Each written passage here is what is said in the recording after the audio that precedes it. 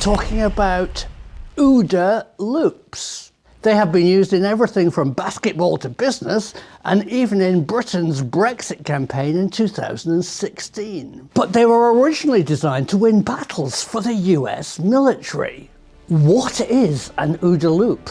And if used correctly, why will it win any fight? This is not part of my knowledge base. So I reached out to my Patreons, who are experts in everything from photography to physics. And Alex Ondrick came to my rescue. So Alex, what exactly is an OODA loop? The OODA Loop is a military decision-making framework which assists leaders of all levels when planning operations, executing missions, and responding to changing situations, both offensively and defensively.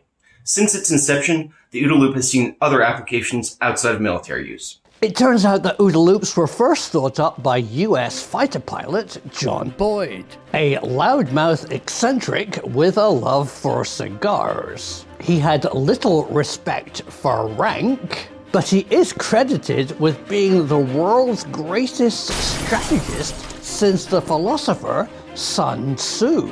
The OODA Loop was first thought up over half a century ago by US Air Force and F-16 fighter pilot Colonel John Boyd. This is where the other moniker, Boyd's Cycle, comes from. Although Colonel Boyd wasn't much of a writer, he did give frequent lectures on his topic. I don't believe he gave any while flying the F-16, but I will have to double check on that. In a classic aerial dogfight, a fighter pilot can gain advantage over their enemy by cycling through their OODA loop steps faster than their opponent. Although I was not a fighter pilot, I have heard that fighter pilots use OODA loops because dogfighting is fast and deadly. When Colonel Boyd states, quote, "We need to change speed and direction faster than the enemy," I hear the Colonel emphasizing the importance of observation and orientation. Whenever needed, reorient, reobserve, start the cycle again. So OODA loops give you a superpower if you can force your enemy to use their own OODA loop, because by you being always one step ahead, you're almost guaranteed to win a fight by reaching the A for act step first, forcing your enemy to become stuck, disorientated, and ultimately defeated. What you want to hear is, "Look out, he's inside our loop."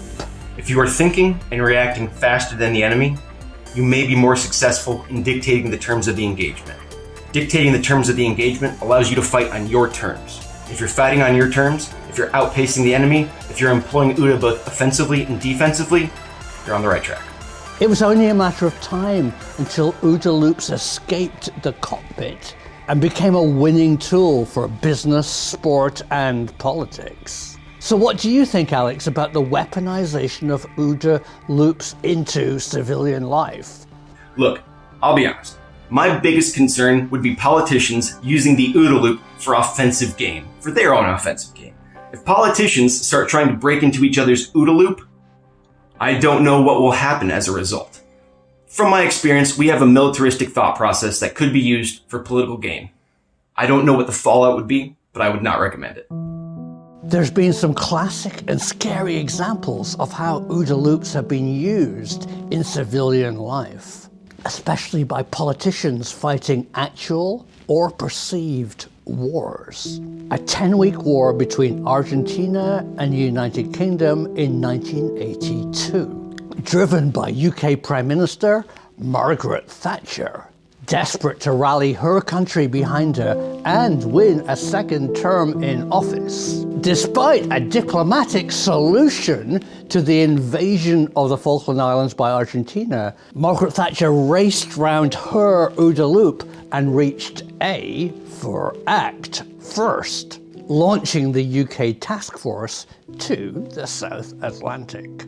Despite death and destruction, she ultimately won the conflict and successfully ran a second term as British Prime Minister. What you have to realize is the first side that reaches A for act will probably win the war.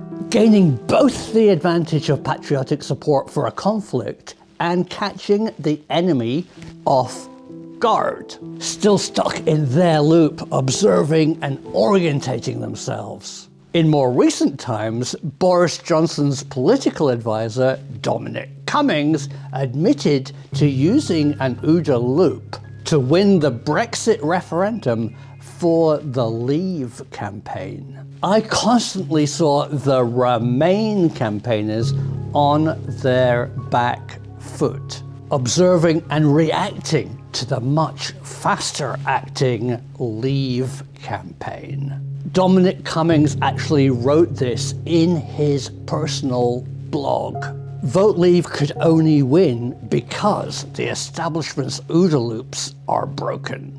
So how could you use an OODA loop to win a war? Thanks very much to Alex for his insightful knowledge of military history. And thanks to you, all my patrons, for your support and your deep well of knowledge. If you would like to become part of this, join us today at Patreon/Professor Simon. Because of you, the truth is out there.